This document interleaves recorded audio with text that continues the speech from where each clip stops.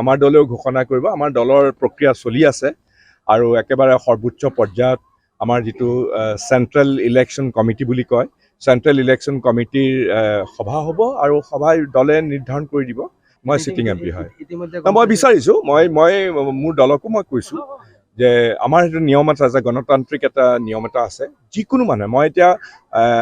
ইয়াৰ cheating MP যিজন সাংসদ নগাঁৱৰ মইতো এপ্লাই কৰিছোঁৱেই কিন্তু যিকোনো কৰ্মী যিকোনো নেতাই যিকোনো অসমৰ জেগাৰ পৰাও এপ্লাই কৰিব পাৰে গতিকে সেইটো এটা আছে হ'ব পাৰে মই নাজানো কিন্তু ওলাই লওকচোন বাৰু এইবিলাক বোকাত মিছা কথা মইতো এইটো গোটেই এইটো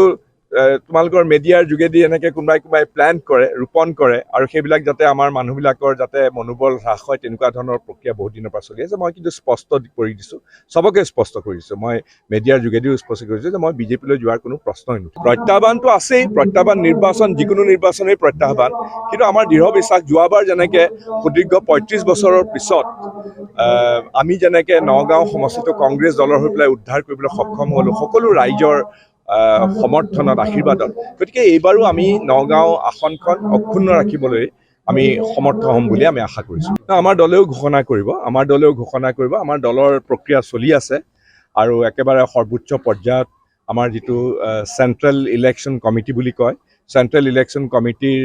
সভা হ'ব আৰু সভাই দলে নিৰ্ধাৰণ কৰি দিব মই চিটিং এমপি হয় মই বিচাৰিছোঁ মই মোৰ দলকো মই কৈছোঁ যে আমাৰ সেইটো নিয়ম এটা আছে গণতান্ত্ৰিক এটা নিয়ম এটা আছে যিকোনো মানুহে মই এতিয়া ইয়াৰ চিটিং এমপি যিজন সাংসদ নগাঁৱৰ মইতো এপ্লাই কৰিছোঁৱেই কিন্তু যিকোনো কৰ্মী যিকোনো নেতাই যিকোনো অসমৰ জেগাৰ পৰাও এপ্লাই কৰিব পাৰে গতিকে সেইটো এটা আছে হ'ব পাৰে মই নাজানো কিন্তু ওলাই লওকচোন বাৰু এইবিলাক বোকাত মিছা কথা মইতো এইটো গোটেই এইটো তোমালোকৰ মিডিয়াৰ যোগেদি এনেকৈ কোনোবাই প্লেন কৰে ৰোপণ কৰে আৰু সেইবিলাক যাতে আমাৰ মানুহবিলাকৰ যাতে মনোবল হ্ৰাস হয় তেনেকুৱা ধৰণৰ প্ৰক্ৰিয়া বহুত দিনৰ পৰা চলি আছে মই কিন্তু স্পষ্ট কৰি দিছোঁ চবকে স্পষ্ট কৰি দিছোঁ মই মিডিয়াৰ যোগেদিও স্পষ্ট কৰিছোঁ যে মই বিজেপিলৈ যোৱাৰ কোনো প্ৰশ্নই নুঠে প্ৰত্যাহ্বানটো আছেই প্ৰত্যাহ্বান নিৰ্বাচন যিকোনো নিৰ্বাচনেই প্ৰত্যাহ্বান কিন্তু আমাৰ দৃঢ় বিশ্বাস যোৱাবাৰ যেনেকৈ সুদীৰ্ঘ ৩৫ বছৰৰ পিছত আমি যেনেকৈ নগাঁও সমষ্টিটো কংগ্ৰেছ দলৰ হৈ পেলাই উদ্ধাৰ কৰিবলৈ সক্ষম হ'লোঁ সকলো ৰাইজৰ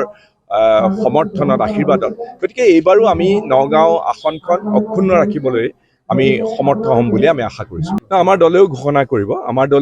কৰিব আমাৰ দলৰ প্ৰক্ৰিয়া চলি আছে আৰু একেবাৰে সৰ্বোচ্চ পৰ্যায়ত আমাৰ যিটো চেণ্ট্ৰেল ইলেকশ্যন কমিটি বুলি কয় চেণ্ট্ৰেল ইলেকশ্যন কমিটিৰ সভা হ'ব আৰু সভাই দলে নিৰ্ধাৰণ কৰি দিব মই চিটিং এমপি হয় মই বিচাৰিছোঁ মই মোৰ দলকো মই কৈছোঁ যে আমাৰ সেইটো নিয়ম এটা আছে গণতান্ত্ৰিক এটা নিয়ম এটা আছে যিকোনো মানুহে মই এতিয়া ইয়াৰ চিটিং এমপি যিজন সাংসদ নগাঁৱৰ মইতো এপ্লাই কৰিছোঁৱেই কিন্তু যিকোনো কৰ্মী যিকোনো নেতাই যিকোনো অসমৰ জেগাৰ পৰাও এপ্লাই কৰিব পাৰে গতিকে সেইটো এটা আছে হ'ব পাৰে মই নাজানো কিন্তু ওলাই লওকচোন বাৰু এইবিলাক বোকাত মিছা কথা মইতো এইটো গোটেই এইটো তোমালোকৰ মিডিয়াৰ যোগেদি এনেকৈ কোনোবাই প্লেন কৰে ৰোপণ কৰে আৰু সেইবিলাক যাতে আমাৰ মানুহবিলাকৰ যাতে মনোবল হ্ৰাস হয় তেনেকুৱা ধৰণৰ প্ৰক্ৰিয়া বহুত দিনৰ পৰা চলি আছে মই কিন্তু স্পষ্ট কৰি দিছোঁ চবকে স্পষ্ট কৰি দিছোঁ মই মিডিয়াৰ যোগেদিও স্পষ্ট কৰিছোঁ যে মই বিজেপিলৈ যোৱাৰ কোনো প্ৰশ্নই নুঠে প্ৰত্যাহ্বানটো আছেই প্ৰত্যাহ্বান নিৰ্বাচন যিকোনো নিৰ্বাচনেই প্ৰত্যাহ্বান কিন্তু আমাৰ দৃঢ় বিশ্বাস যোৱাবাৰ যেনেকৈ সুদীৰ্ঘ ৩৫ বছৰৰ পিছত আমি যেনেকৈ নগাঁও সমষ্টিটো কংগ্ৰেছ দলৰ হৈ পেলাই উদ্ধাৰ কৰিবলৈ সক্ষম হ'লোঁ সকলো ৰাইজৰ সমৰ্থনত আশীৰ্বাদত গতিকে এইবাৰো আমি নগাঁও আসনখন অক্ষুণ্ণ ৰাখিবলৈ আমি সমৰ্থ হ'ম বুলি আমি আশা কৰিছোঁ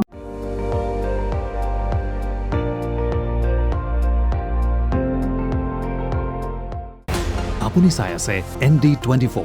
সৰ্বশ্ৰেষ্ঠ নহয় সৰ্বোত্তমৰ দৌৰত